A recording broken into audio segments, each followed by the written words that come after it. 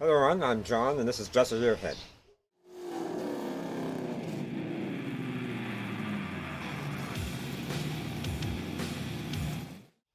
Alright, so in this episode I'm going to be showing you guys some footage that I took early this spring when I was driving the Century around. It's some interior work, so carpet and sound deadener, so yeah, stay tuned and we'll get to it. So I bought a carpet from Rock Auto. It was a little bit on the cheaper side, but it did say it was for this make, model, and year of car. I have it laying in the sun to get the wrinkles from packing out of it. Here's what the interior looks like before I started. I do have a different back seat for it, and the first step will be to get the front seat and that center console out.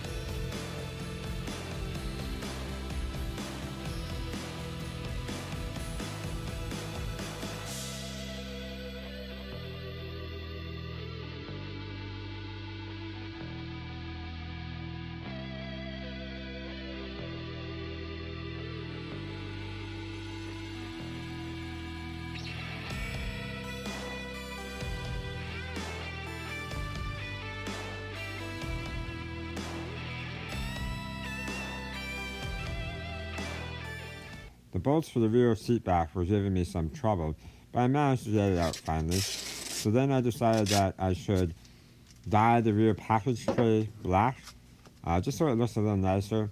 And that is the plan for the future, is to make the interior white with black trim or black accents.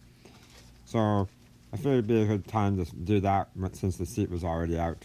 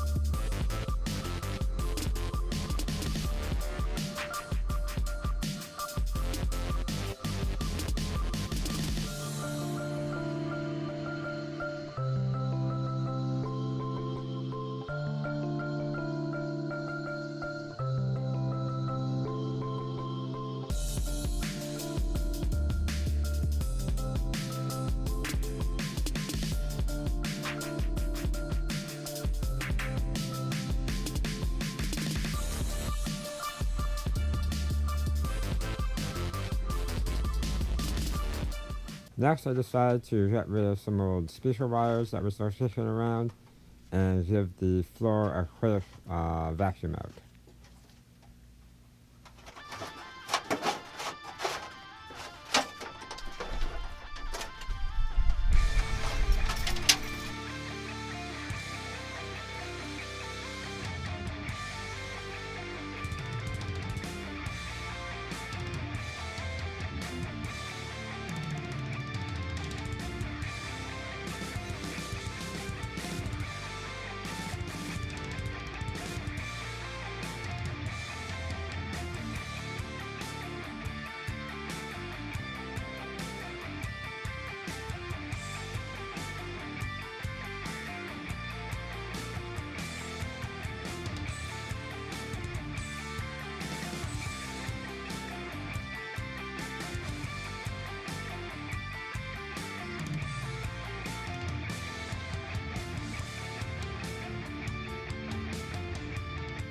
Time to start the sound deadening.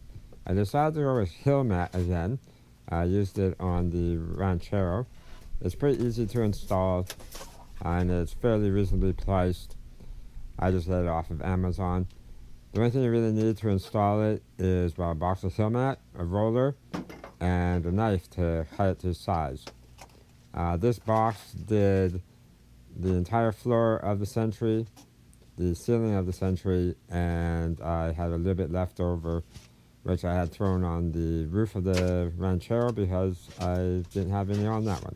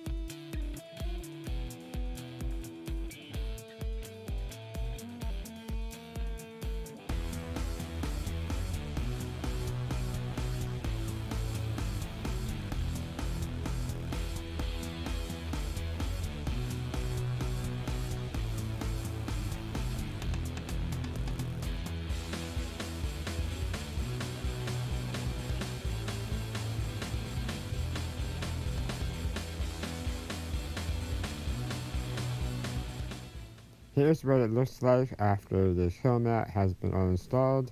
I even put some behind the rear seat, and then we have up on the ceiling.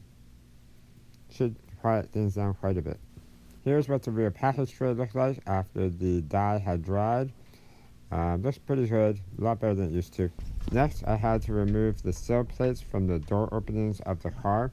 These will hold the carpet down later after I get it in place and cut the shape.